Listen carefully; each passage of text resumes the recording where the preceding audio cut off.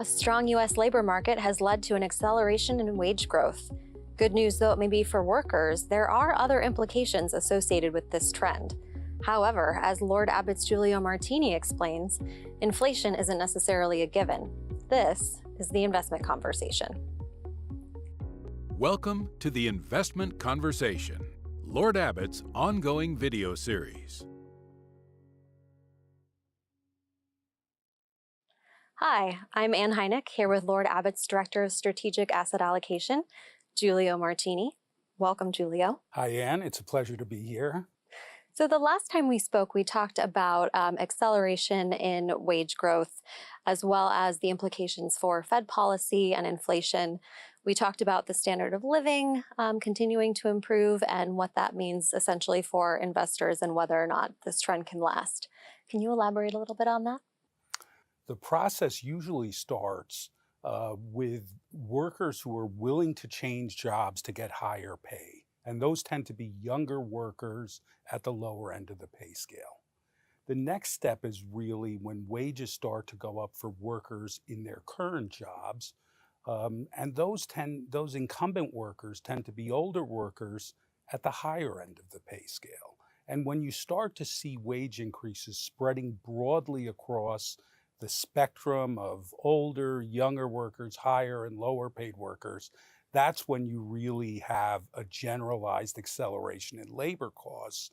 And that's what we're seeing. There are a variety of different indicators which all point in that direction. So, Giulio, does rising wage growth then mean rising inflation?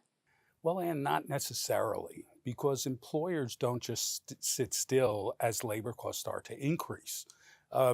We really live in a world of Amazonification, I would call it, where consumers have access to information about prices across a broad range of potential suppliers, and they can always find the lowest price offer very easily and very cheaply.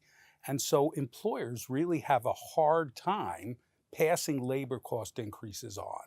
And the way they try to offset that is by getting more out of each worker, even as they pay people more. And what that amounts to is a dynamic of rising productivity. And that's what we're seeing over the past year, year and a half, is that as labor costs have increased, and as they've increased more rapidly, productivity's also picked up. And so the unit costs of production are not necessarily going up along with rising wages. And as a result, employers can maintain margins, profitability, and have higher wage costs without necessarily needing to raise their prices. So what then does low inflation mean for investors? Well, it's really something that is very positive for investors because rising inflation tends to force interest rates higher. And higher interest rates mean that the value of future earnings, future dividends, future coupon payments for bondholders are just worth less today. So when inflation starts to accelerate and interest rates rise, financial asset prices adjust downwards typically. So, Giulio, tell us, what does it mean for stock and bond investors if, one, interest rates start to go up, and two, people start to think that the cycle is coming to an end? Well, those things typically go hand in hand, rising interest rates and increasing fears about the end of the cycle. But the dynamic has really, really changed from the world before the early 1980s and the world after the 1980s. What we tended to see before the 1980s is a cycle where, as the labor market tightened, wage costs and benefit costs would increase rapidly enough to push unit production costs higher at a significant pace. That was an era when labor had more bargaining power, when labor union bargaining really led the way in terms of wage increases for workers who were not unionized. And we tended to see just a much more rapid acceleration in wages at the end of the cycle. That forced interest rates up and eventually caused a peak in the economy and the next recession to begin as monetary policy tightened enough to create that downturn. What we've seen since the early 1980s, and now it's been across, three major business expansions, is that wage costs have not picked up as rapidly. And as a result, productivity has been enough to really contain the rise in wage costs and prevent inflation from accelerating very much, if at all, really, towards the end of the cycle. And that's been great for investors because what it's meant is that strong stock returns have maintained themselves deeper into economic expansions than they had before.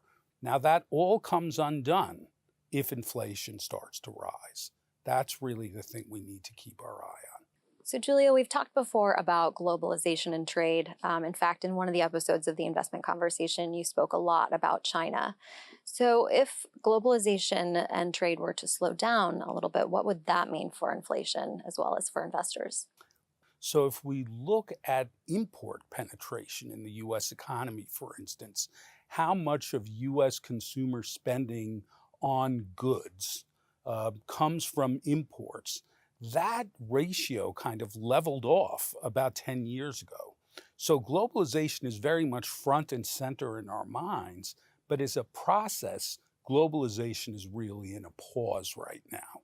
Now, the benefits of globalization are that it increases the economy's sources of supply. Typically, firms go overseas to access lower cost labor by building global supply chains that they can then bring goods back to the US economy at lower cost. And that, of course, as it's increasing, is helping to keep inflation low. That's the benefit, is lower priced goods and increased competition on domestic suppliers of those goods, which also forces them to hold their prices low. What we're seeing now, and if you look at a long-term chart of the relationship between the prices of goods and the prices of services, which tend to be domestically produced, goods prices have been falling very, very steadily for the past 50 years. And that's one, as I said before, that's one of the main factors that have kept inflation low. What we're starting to see is a little bit of a break in that trend as globalization has really peaked and stopped increasing. And that suggests that we could start to get less of a benefit from low inflation in goods prices going forward than we've had on average for the past, multiple decades. If that's true, and especially if the situation is aggravated by trade tensions or by increasing tariffs, then something that's been a tremendous benefit in keeping inflation low could be much less of a benefit going forward, or even a factor in aggravating inflation and pushing it higher suddenly. And that's certainly one of the things that we need to watch out for, because once inflation gets going, it tends to feed on itself if it causes people to start anticipating higher price increases. Giulio, how should investors be thinking about inflation and ultimately what that means for their portfolios? We are 10 years into a period of economic expansion, and inflation hasn't started picking up, and there aren't really any clear signs that it's going to anytime soon. But inflation is really the fundamental risk factor that we have to keep an eye on. So there will, at some point, be upward pressure on inflation. The labor market will tighten to a point where wage increases and benefit increases are high enough that firms can't keep up by increasing productivity. And at that point, we're going to see more pass through from wage costs into inflation.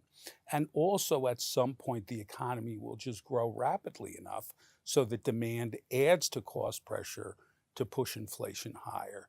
And at that point, I think what we have to expect is that the Fed will start to be very vigilant and push interest rates up to prevent inflation from becoming a chronic problem. And that's when investors and markets in general will start to associate more growth with higher inflations and more monetary tightening and the end of the cycle. And the problem with that is that as inflation and interest rates go up and create losses for bondholders, the anticipation of the end of a period of economic growth will cause stockholders to mark prices down again. And what we could see reemerge is the kind of positive correlation between stock and bond returns that's been really bad for investors in the past. Because when stock and bond returns are positively correlated, it means the diversification in your portfolio is much less than it would be if that correlation were zero or negative.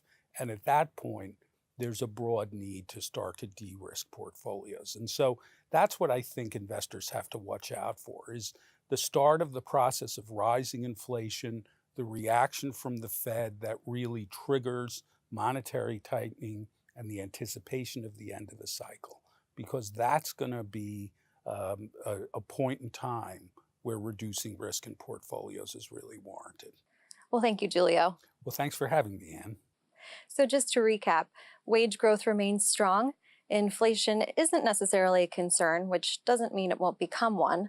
And we'll continue to monitor Fed policy as well as trade tensions and tariffs. Be sure to tune in next time to the Investment Conversation.